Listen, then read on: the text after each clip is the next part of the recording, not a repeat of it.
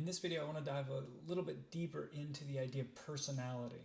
A lot of times when we think of the question, who am I, or our identity, the word personality comes up to describe that reality. And so what is personality? Personality is the way we think, the way we feel, the way we act. Our personality is shaped by our thoughts and our emotions and our behaviors. Our personality is formed by the characteristic and ways in which we use those characteristics to approach life.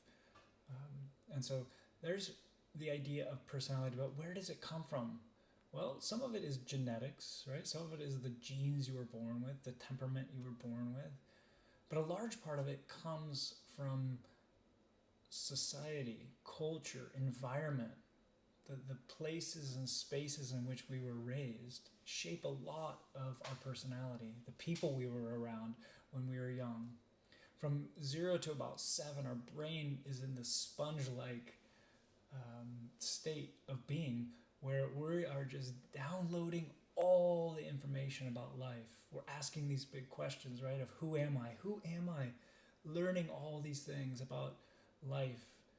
Who are these people in my life? How do people work? How does this world work? Right? We're downloading all this information and developing the programs by which we're going to use to navigate life. And so if you were raised in a house where there was, say, a lot of yelling, right? You might develop a certain personality based on the fact that the most significant people in your life use yelling as a strategy to get through life, to get the things they need and want. Well, that's going to shape your personality in a certain way.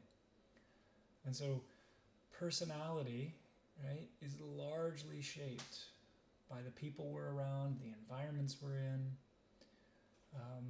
the experiences we have in life cause us to think certain thoughts and feel certain emotions.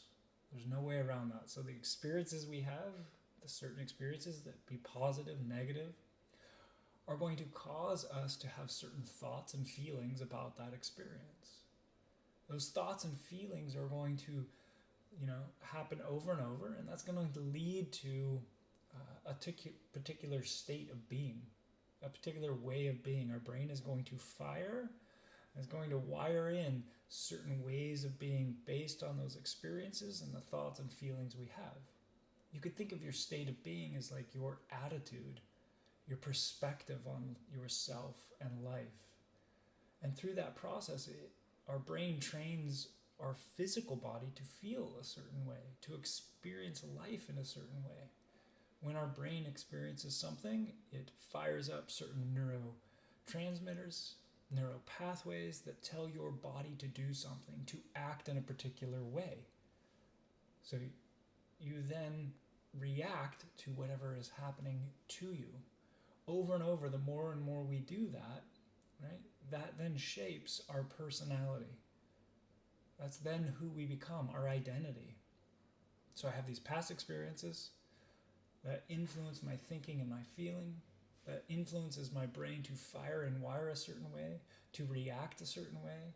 So then I get a certain attitude, a certain way of being, that then I behave accordingly to that. I create habits based on that way of being. And then over time, that's how then I show up in the world. That becomes my personality, right?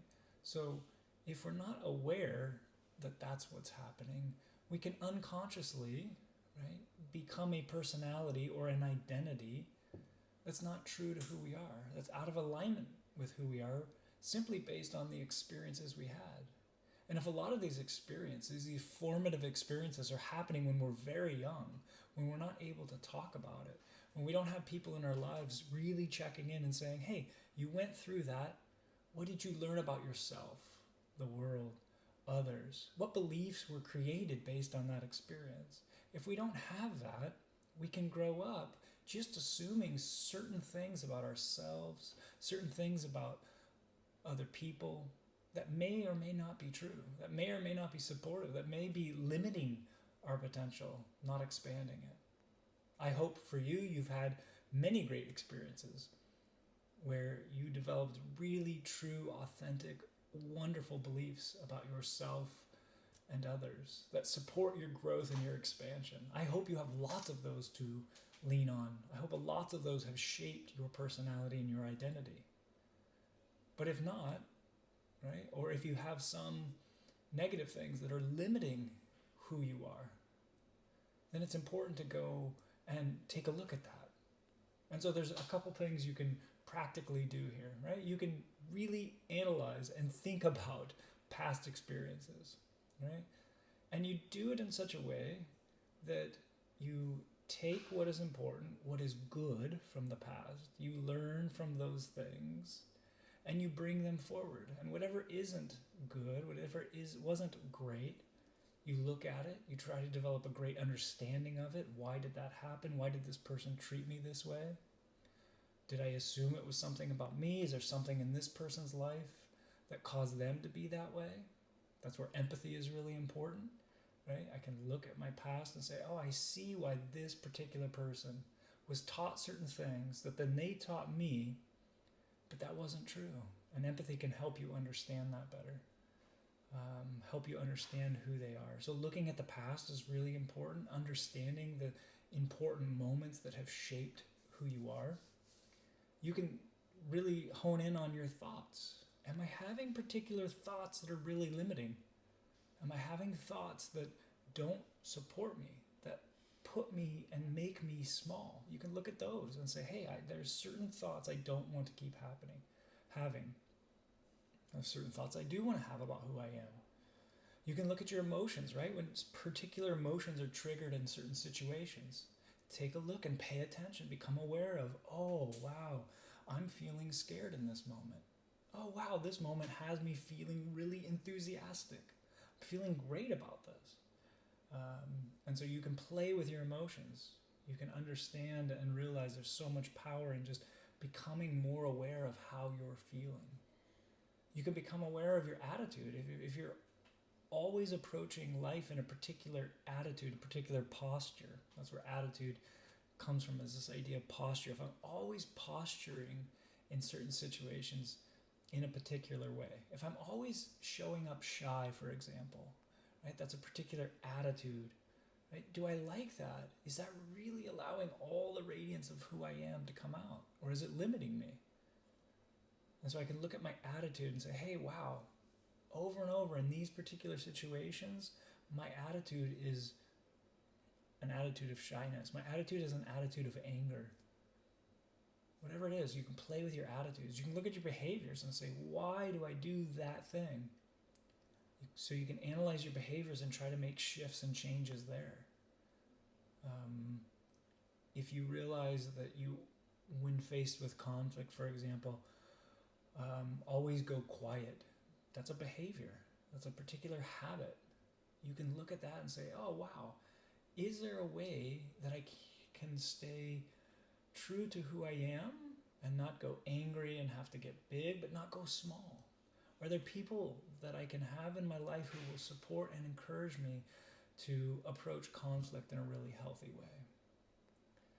So you can jump in any of those areas and really bring awareness and consciousness to those particular things.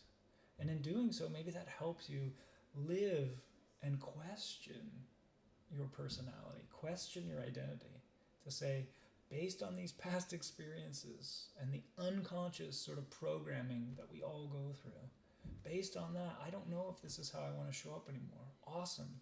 Then make the shifts. Find people who are going to be helpful and supportive in helping you better understand that, so that you can talk about, this is what happened.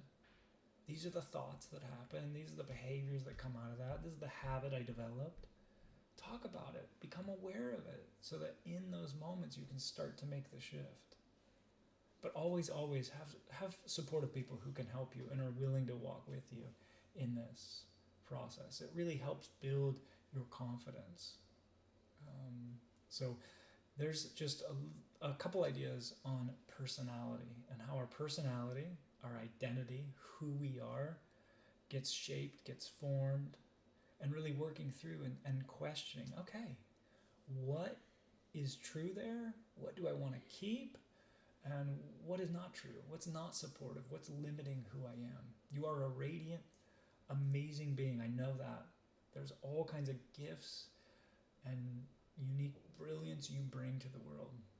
And my hope is that you live your most unique, rad life.